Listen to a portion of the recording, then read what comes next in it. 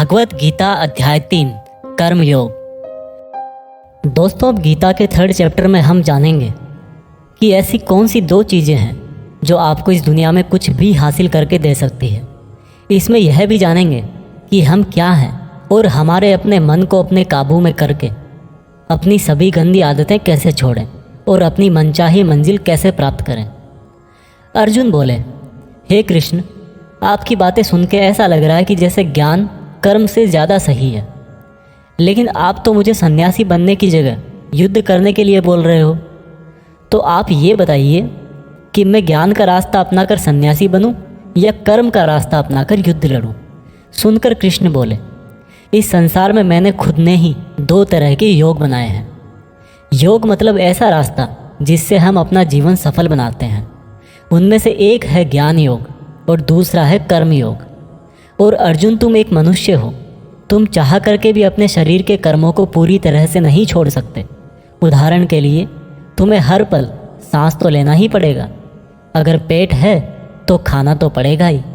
और अगर तुम इन सब को किसी भी शक्ति से रोकना भी चाहोगे तो क्या निश्चित है कि तुम अपनी इच्छाओं के बारे में नहीं सोचोगे। कहने का मतलब है, तुमसे जाने अनजाने में कर्म तो हो ही जाएगा, क्योंकि तुम मनुष्य हो और तुम तो वैसे क्षत्रिय हो, तो तुम अपने धर्म से भी बंधे हो। इसलिए तुम्हारे लिए संन्यास के रास्ते की जगह कर्म का रास्ता ज़्यादा सही है। मतलब ज्ञान योग या सांख्य योग की जगह कर्म योग ज़्यादा सही है। इसलिए तुम यह सोचकर कि यह काम तुम नहीं कर रहे हो, बल्कि प्रकृति का गुलाम होकर तुम्हारा शरीर कर रहा है, फल की इच्छा किए बिना अपना कर्म योग करो। क्योंकि अगर तुम अपने आप को खुद के कर्म का कर्ता यानी करने वाला नहीं मानोगे तो मैं तुम्हारा कर्ता बनूंगा।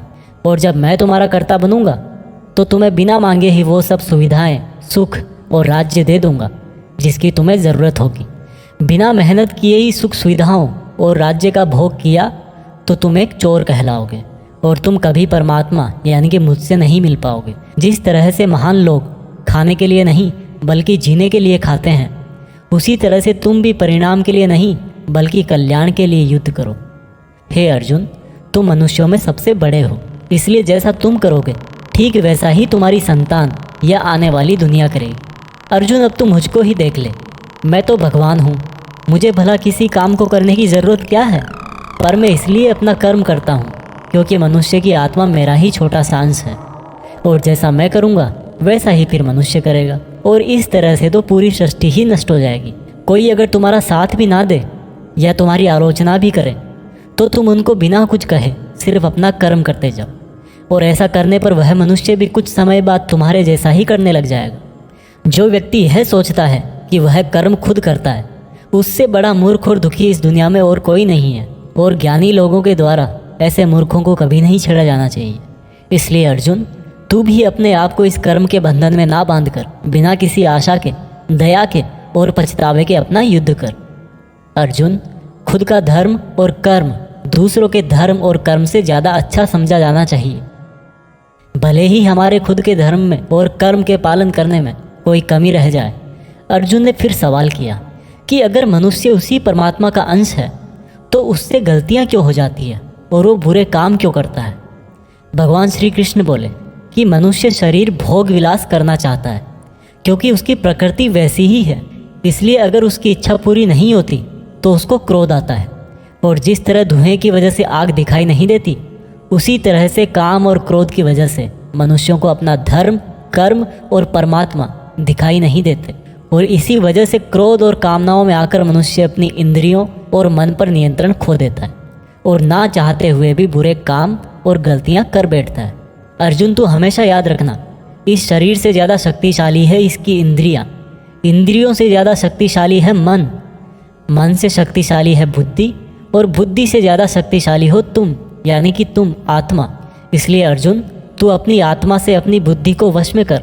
बुद्धि मन को वश में करेगी, मन इंद्रियों को वश में करेगा, और इंद्रियां शरीर को यानी कि तुम्हारे बुरे कर्मों को। दोस्तों, अब श्री कृष्ण की कही गई बातों को हम आज की लाइफ के हिसाब से समझते हैं।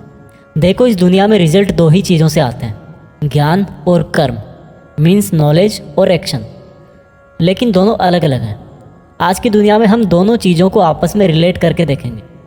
हमारे लिए नॉलेज भी उतना ही ज़रूरी है जितना एक्शन।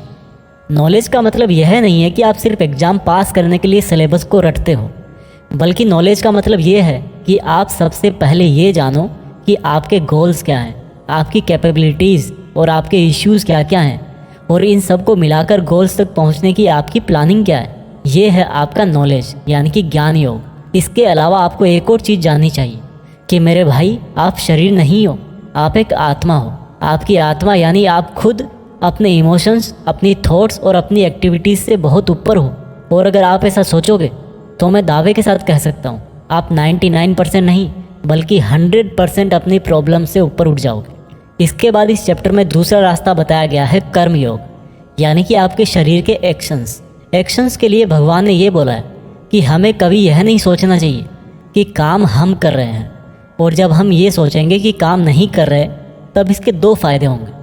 एक तो ये कि आप अपनी मेहनत के रिजल्ट को लेकर टेंशन में नहीं रहो, और दूसरा ये कि आप इमोशनली स्टेबल होकर अपनी बेस्ट मेहनत कर पाओ। इसके साथ साथ आपको कभी भी अपने बुरे या अच्छे रिजल्ट को खुद पर लेकर दुख नहीं करना चाहिए, क्योंकि श्री कृष्ण की बातों के अनुसार मनुष्य को सिर्फ कर्म करने का अधिकार दिया हुआ है। इसके अलावा आप अपनी किसी भी बुरी आदत से कैसे छुटकारा पाएं, इसको बहुत ही आसान शब्दों में बताया गया है कि आप अपने आप को उस परमात्मा का ही छोटा सा रूप यानी कि आत्मा समझो, और आत्मा के ध्यान से अपने ब्रेन को और ब्रेन से अपने मन को काबू में करोगे, और इसके बाद में आपका मन अपने आप आपके सभी फिजिकल सेंसेस यानी कि इंद्रियों को काबू में कर लेगा। और जब आपकी इंद्रियां आपके काबू में हो जाएगी तब बुरी आदत छोड़ना तो क्या कुछ भी मुश्किल नहीं है।